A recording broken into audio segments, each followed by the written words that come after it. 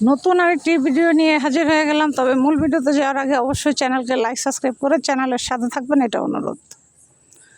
যে বিষয়ে আলোচনা করতেছিলাম সেটা হচ্ছে, মানুষ যখন মৃত্যুবরণ করে তখন তার চেহারা খুব সুন্দর উজ্জ্বল বা খুব সুন্দর হয়ে যায় কেন, বা কী কারণে হয়। আজকে আমরা সে বিষয়ে জানব যে মৃত্যুর পর মানুষ সুন্দর হয়ে যায় কেন।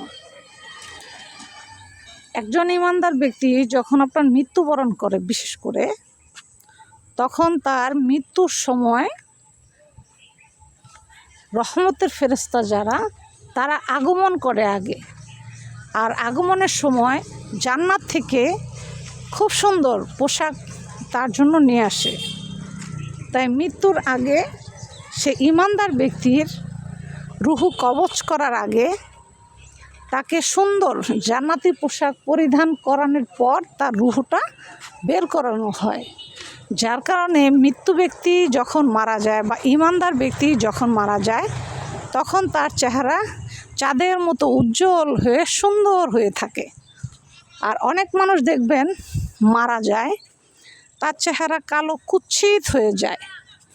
এটা হচ্ছে আপনার মুনাফিক মৃত্যুবরণ করা, মানে শয়তানের যেটা আযাব হয়ে যেভাবে মৃত্যুবরণ করে ওইভাবে মৃত্যুবরণ সে করেছে। আর ইমানদার ব্যক্তি হলে আপনাকে জান্নাত থেকে জান্নাতি পোশাক দিয়ে আল্লাহ তাআলা আপনাকে আপনার জান কবজ করা হবে। আর এমনভাবে জানটা আপনার কবজ করবে, রুহু কবজ করবে, মনে হবে আপনি আপনার মায়ের কোলে দুধ খেতে খেতে ঘুমাচ্ছেন।